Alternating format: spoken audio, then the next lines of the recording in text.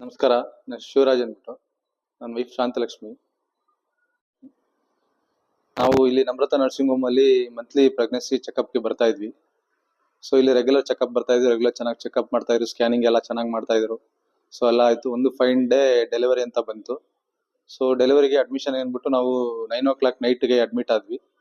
So 9 o'clock night Sunday admit ಆದಾಗ next ಸ್ವಲ್ಪ ಅದು ಡಿಲೇ ಆಯ್ತು ನಮಗೆ. ಆಲ್ಮೋಸ್ಟ್ ಒನ್ ಡೇವರೆಗೂ ಎಳ್ಕೊಂಡು ಹೋಗ್ಬಿಡ್ತು. ಸೊ ನಾವು ಏನ್ ಮಾಡೋದಪ್ಪ ಅಂತ ವೆಯ್ಟ್ ಮಾಡ್ತಾ ಇದ್ವಿ. ಸೊ ಫಸ್ಟ್ ಒನ್ ನಮಗೆ ನಾರ್ಮಲ್ ಡೆಲಿವರಿ ಆಗಿತ್ತು. ಇಲ್ಲೇ ತೋರಿಸಿದ್ವಿ, ನರ್ಮತಾ ನರ್ಸಿಂಗ್ ಹೋಮ್ ಅಲ್ಲೇ ತೋರಿಸಿದ್ವಿ ಫಸ್ಟ್ ಒನ್. ಅವಾಗ್ಲೂ ನಮ್ರತಾ ಮೇಡಮ್ ಚೆಕಪ್ ಮಾಡಿದ್ರು. ಸೊ ಸೆಕೆಂಡ್ ಬೇಬಿನೂ ಅವರೇ ಚೆಕಪ್ ಮಾಡ್ತಾ ಇದ್ರು. ಸೊ ಇವಾಗ ನಾರ್ಮಲ್ ಡೆಲಿವರಿ ಮಾಡ್ತಾರೆ ಅಂತ ರೆಗ್ಯುಲರ್ ಆಗಿ ಎಲ್ಲರಿಗೂ ಗೊತ್ತಿರುತ್ತೆ. ಸೊ ಹಂಗೆ ಮಾಡ್ತಾ ಇದ್ದಾಗ ಏನಾಯ್ತು, ಒನ್ ಡೇ ಆಗೋಯ್ತು ನಾರ್ಮಲ್ ಡೆಲಿವರಿ ಮಾಡೋದಕ್ಕೆ. ಸೊ ಅವಾಗ ನಾವು ತುಂಬಾ ಗಾಬರಿ ಆಗ್ಬಿಟ್ವಿ. ಸೊ ಏನೋ ಆಪರೇಷನ್ ಮಾಡ್ಬಿಡ್ತೀರಾ ಅಂತ ನಾವೇ ಕೇಳ್ಬಿಟ್ವಿ ಮೇಡಮ್ಗೆ. ಸೊ ಮೇಡಮ್ ಆ ತರ ಏನು ತಲೆ ಕೆಡ್ಸ್ಕೊಳ್ದೆ, ನೀವೇನು ತಲೆ ಕೆಡ್ಸ್ಕೊಂಬಿಡಿ, ಆರಾಮಾಗಿರಿ ಅಂತ ಹೇಳಿ ಕಂಪ್ಲೀಟ್ ಆಗಿ ನಮಗೆ 6:38 ಈವ್ನಿಂಗ್ ಮಂಡೇಗೆ ನಮಗೆ ನಾರ್ಮಲ್ ಡೆಲಿವರಿ ಮಾಡಿಕೊಟ್ರು. ತುಂಬಾನೇ ಖುಷಿ ಆಯ್ತು. ಸೊ ಯಾವ ಹಾಸ್ಪಿಟಲ್ ಕೂಡ ಯಾರು ಈ ತರ ಮಾಡಲ್ಲ.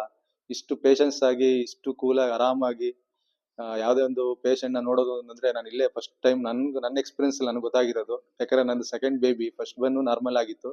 ಸೊ ಸೆಕೆಂಡ್ ಬೇಬಿ ನಾರ್ಮಲ್ ಮಾಡಿದ್ದಾರೆ. ಮಗು ಬಂದು 3.5 kg ಇತ್ತು. ಸೊ ಅದು ಕೂಡ ನಾರ್ಮಲ್ ಮಾಡಿದ್ದಾರೆ. ಅದು ನಮಗೆ ಡಾಕ್ಟರ್ ನಮ್ರತಾ ಮೇಡಮ್ ಮತ್ತೆ ನಮ್ರತಾ ನರ್ಸಿಂಗ್ ಹೋಮ್ ತುಂಬಾ ಥ್ಯಾಂಕ್ಸ್ ಹೇಳ್ತೀನಿ. ತುಂಬಾನೇ ಖುಷಿ ಇದೆ. ಸೊ ಇನ್ನೇನು ಈ ದೇವ್ರು ಇದೇನು ಒಬ್ಬ ತಂದೆಯಾಗಿ ಇನ್ನೇನು ಆಸೆ ಪಡಕ್ಕಾಗಲ್ಲ ಇದ್ರ ಮೇಲೆ. ತುಂಬಾನೇ thanks doctor Namrata madam, Namrata nursing ಹೋಮ್ಗೆ ತುಂಬಾ ಥ್ಯಾಂಕ್ಸ್.